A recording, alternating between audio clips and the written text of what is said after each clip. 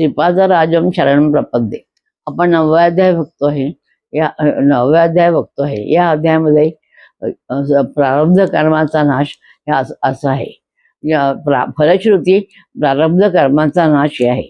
या श्रीपाद हे शंकर भट आणि तिरुमलदास यांनी प्रभूंपुढे प्रसाद ठेवलेला असतो तर चण्यांचा, पण त्या चणांचा अचानक त्याचं लोखंडी चण्यामध्ये रूपांतर होतं. तर त्या दोघांना त्याची फार चिंता वाटते.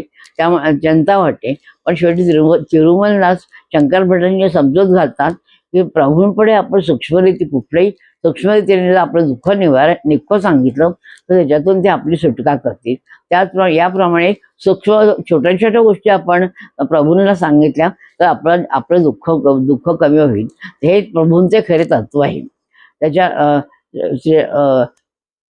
हे सगळं करत असताना त्यांना प्रश्न पडला की आपण आता हे चित्रित कसं एवढं कसं लिहावं.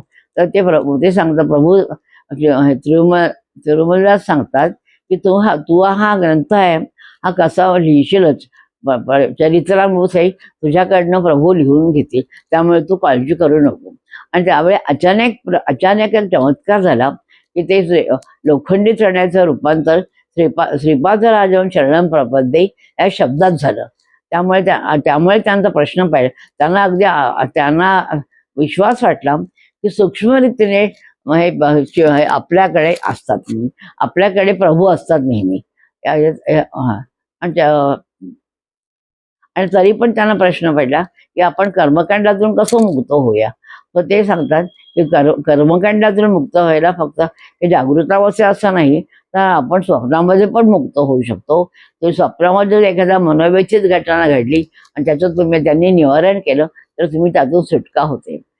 माणसाने जर दानधर्म केले तरी लवकर चांगले दानधर्म केले आणि चांगल्या माणसांना तुम्ही दानधर्म केले तर तुमचं दुःख लवकर लय होतो.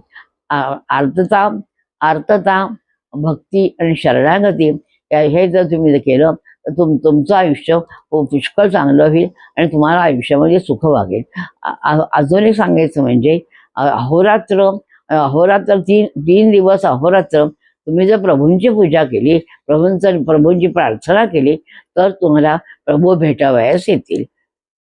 दिगंबरा श्रीपाद वल्लभ दिगंबरा, ब्रह्मा विष्णू महेश्वरा श्रीपाद वल्लभ दिगंबरा.